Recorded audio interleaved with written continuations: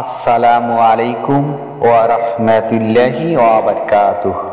ভাই ও আমার বোনেরা, আশা করি আপনারা সবাই সুস্থ ও নিরাপদে আছেন।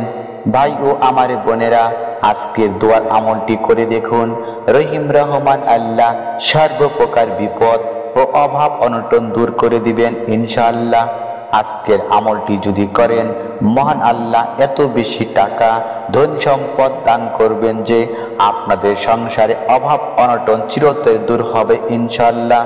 মুমিন ভাই ও আমার বোনেরা, কার্যকর দোয়াটি যদি আপনারা মনে গভীর বিশ্বাস নিয়ে করেন, আমলকারীর মনে লুকানো চাওয়া আশা চোখের পলকে পূরণ হবে ইনশাআল্লাহ। সম্মানিত ভাই ও আমার বোনেরা, আজকের দোয়ার আমলটি যদি কোরআন বুকে নিয়ে করেন, মহান আল্লাহ আমলকারী গুনাহ ক্ষমা করে দিবেন, ঘর প্রশস্ত করে দিবেন এবং এমন উৎস থেকে ধন সম্পদ টাকা পয়সা অর্থাৎ জীবিকা দান করবেন যে আপনারা কল্পনাই করতে পারবেন না। ভাই ও আমার বোনেরা, শুধু তাই নয়, কার্যকর ও পরীক্ষিত আমলটি করলে ঋণ থেকে মুক্তি ও রিজিকে বরকত দান করবেন রহিম রহমান আল্লাহ।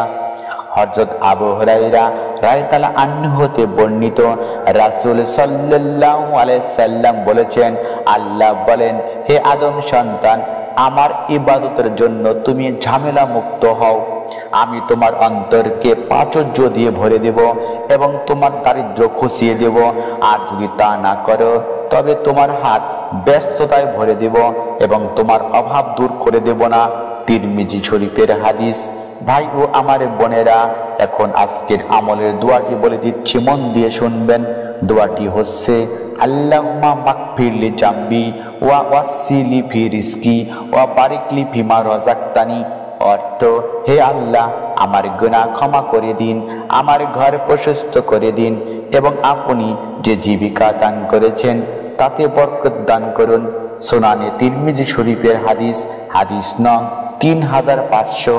ভাই ও আমার বোনেরা, দোয়ার আমলটি কিভাবে করবেন ভালোভাবে বুঝেই তারপর আমলটি করবেন। আমলটি অবশ্যই ধৈর্য বিশ্বাস নিয়ে করবেন। আল্লাহ রাসূল সাল্লাল্লাহু আলাইহি সাল্লাম তার সাহাবীদের যখনই কোনো ওজিফার কথা বলতেন, কোনো আমলের কথা বলতেন, তখনই তিনি বলতেন, হে আমার উম্মতেরা, তোমরা দোয়া বা আমল যখনই করবে উদাসীন ভাবে করবে না, কেননা উদাস মনের দোয়া ও আমল মহান আল্লাহ পছন্দ করেন না, কবুলও করেন না। ভাই ও আমার বোনেরা, এখন আমরা জেনে নেই দোয়ার আমলটি যে নিয়মে করলে টাকা ধন সম্পদের অভাব হবে না এবং পাহাড় পরিমাণ ঋণ থেকে চিরমুক্তি পাওয়া যাবে। তার আগে আসুন একটু প্রার্থনা করি। হে রহিম রহমান আল্লাহ, তুমি আমাদের দোয়া ও আমল কবুল করো, আমাদের মনের আশা পূরণ করো, বিপদ আপদ দূর করো, ঋণ থেকে মুক্তি দান করো। সকলে কমেন্টসে 3 বার আমিন লিখুন। ছোট্ট অনুরোধ, ভিডিওতে একটা লাইক ও চ্যানেলটি সাবস্ক্রাইব করে বেল বাটন অন করবেন। আমলের নিয়ম বিস্তারিত। ভাই ও আমার বোনেরা, কার্যকর দোয়ার আমলটি আপনারা এশার নামাজের পর করবেন।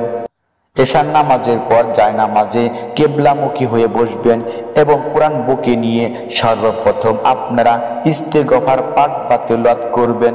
আপনারা আস্তাগফিরুল্লাহাল্লাযী লা ইলাহা ইল্লা হুয়াল হাইয়ুল কাইয়ুম ওয়া আতাবু ইলাইহি, এই ছোট্ট ইস্তেগফারটি 7 বার পাঠ বা তিলাওয়াত করবেন। আপনারা ইচ্ছে করলে এই ছোট্ট ইস্তেগফারটি আস্তাগফিরুল্লাহ আস্তাগফিরুল্লাহ আস্তাগফিরুল্লাহ এভাবে 70 বার জিকির করতে পারেন। এরপর আপনারা আজকের আমলের প্রধান দোয়াটি, আল্লাহুম্মা মাগফিরলি জামবি ওয়া ওয়াসিলি ফি রিজকি ওয়া বারিকলি ফিমা রাযাকতানি, এই ছোট্ট দোয়াটি 3 বার পাঠ বা তিলাওয়াত করবেন।